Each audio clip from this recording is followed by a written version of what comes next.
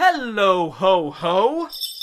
My name is Mike, and this is the Bored Cyborg. Have you guys by any chance seen a Turbo Man doll? The film I'll be talking about today is Jingle All the Way. I like to play with clay. All day.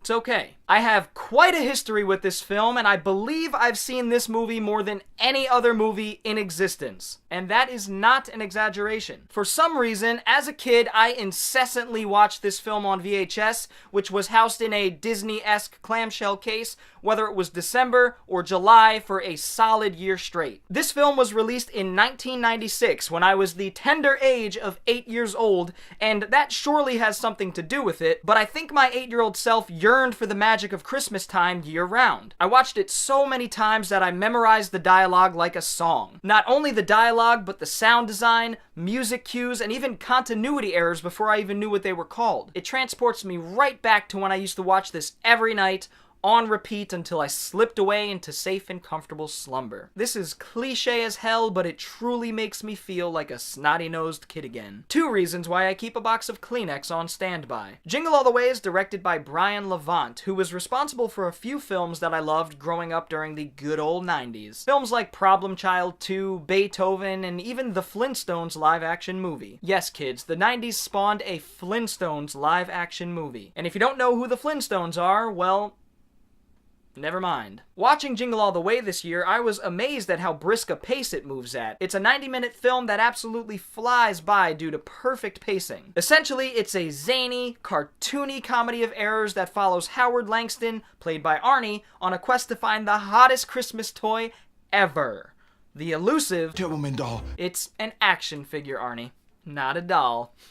Howard is a father who works way too much and spends little time with his family. Hello, Mr. Jacobs.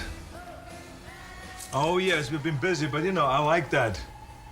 I'm gonna make it. He misses his son's karate graduation, but he promises to make it up to him by bribing him with whatever he wants for Christmas. Of course, all he wants is the Turbo Man doll. Arnie, it's an action figure, not a doll. The problem is, his wife Liz, played by Rita Wilson, asked him to get the toy weeks ago. Which reminds me, you got the doll, right?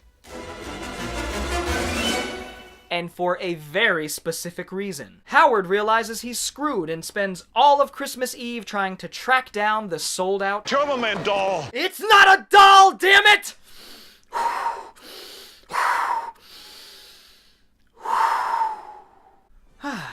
Howard has no idea what he's getting into, as the universe has other plans to do everything it can to prevent him from obtaining it. The main antagonist of the film is a mentally unstable postal worker named Myron, played by Sinbad. If you grew up in the 90s, then you definitely know who Sinbad is. If you did not, then you likely have no idea who I am talking about. No, I'm not referring to the legendary Middle Eastern literary and cinematic hero from films like...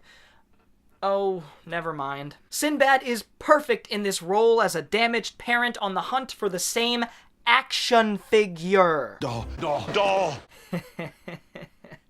It's actually surprising how much development his character gets in a film of this nature. There's a great scene in a diner where he opens up to Howard about wanting a Johnny 7 one-man army all-in-one toy machine gun for Christmas as a kid. Damn, that's a mouthful. And holy shit, look at this thing. They would never be able to sell something like this to kids today. It's actually unnerving looking at this beast. Come on, kids, get ready to go to war in a couple years, just like Papa. And don't forget to use the grenade when there's more than one threat. Go get 'em, Tiger. Imagine a kid walking around with this today. A toy gun that's the size of their entire body.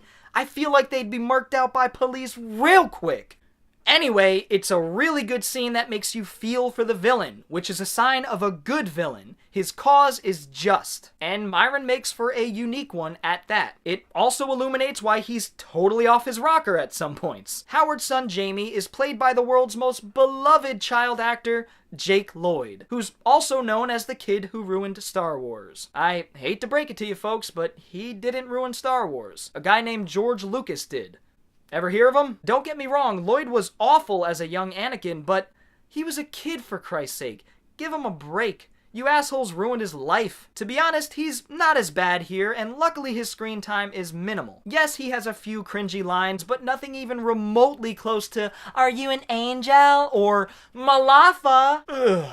Interestingly, the film has a second antagonist in a sense. The late Phil Hartman plays Ted, a slimy and grating bachelor neighbor who's trying to get with Howard's wife. That's a wise choice. Oh, these cookies! I gotta get the recipe from Les. Put that cookie down!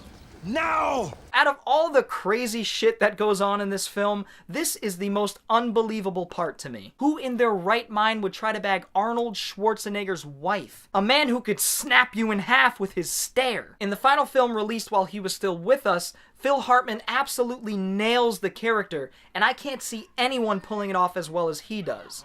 Go! Pipe down in there! He was so talented, and he was really born for roles like this. Rita Wilson plays Howard's wife, Liz, who does a fine job in the role, but she's really not given too much to work with. I do enjoy how she's gradually more repulsed by Ted, ultimately physically taking the matter into her own hands once Ted gets a tad bit rapey. Enough talking. Go! The really fascinating thing about this movie is how it takes serious, real-life situations and shellacks them with a thick coat of absurdity and Looney Tunes-like lunacy. Aside from the physical violence that Howard and Myron inflict upon each other throughout the film, Myron physically assaults a random woman during his introduction. He feigns detonating a homemade explosive device, which turns out to be a real homemade explosive device. That was really a bomb? Just a sick world we're living in. Sick people. Arnie impersonates an undercover detective and even breaks and enters, then burglarizes. From a kid! Cut this film differently and add some dark and ominous music and you've got yourself an entirely different film. There's also a great sequence with a sketchy toy factory that's filled with crooked Santa Clauses of all shapes and sizes. The main bootlegger is played by Jim Belushi, another by the Big Show Paul White, and yet another played by the late Vern Troyer. Come to think of it, this is the first and only time that I recall Arnie being dwarfed by another actor, in this case the 7-foot-tall Big Show. Well, it's the Big Show! This film is contained calamity. But the reason it works so well is because it's consistent in what it sets out to do. And it also helps that everyone was on board with the type of film that they were making. Due to its consistency, everything seems plausible and even sensible. It's almost satirical in a way, commenting on the insanity that people are sometimes driven to living in a materialistic and capitalist society. This film was released during the toy craze of the 90s, where year after year, manufacturers would vie to create the hottest toy of the season. Power Rangers, Cabbage Patch Kids, Beanie Babies, Furbies, and Turbo Man! In fact, this film came out the same year that Tickle Me Elmo was released, so it was relatable to a lot of battle-scarred parents. This era was really the dawn of that particular madness that overtakes people on Black Friday. Black Friday. These days it's more like, F you, that's mine, Thanksgiving Thursday.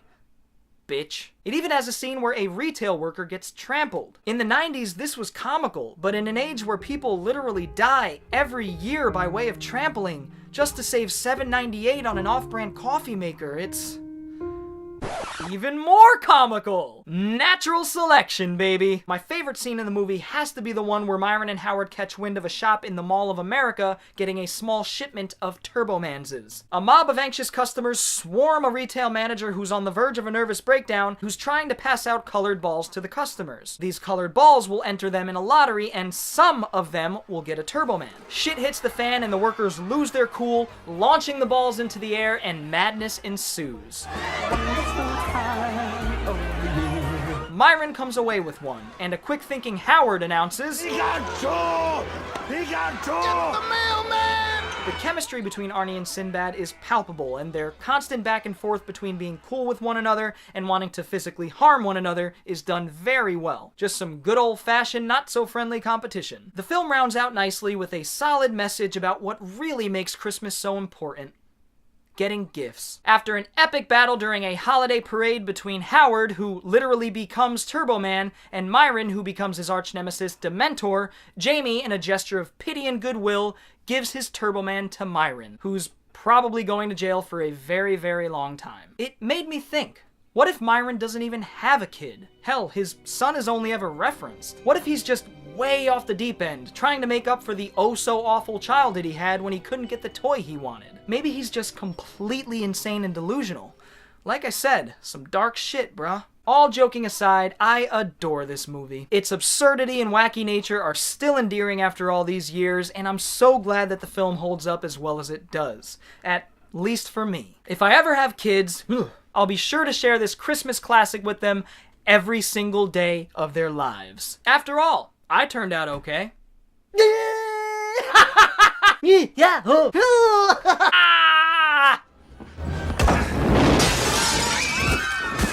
I just want to thank you guys for checking out my review of Jingle All the Way, a Christmas classic. If you did enjoy it, go ahead and hit the thumbs up button, and if you're new to the channel, go ahead and hit the subscribe button as well as the little bell for notifications if you want to be notified when I do release a new video. I'm also curious to know what your favorite Christmas film of all time is, so go ahead and leave that in the comments below. Mine, personally, is Die Hard, but Jingle All the Way is close by. Anyways, guys, I hope you all have a good holiday, and I will see you next time.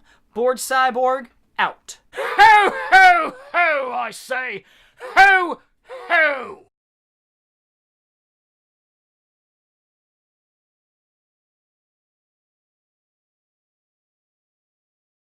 ho.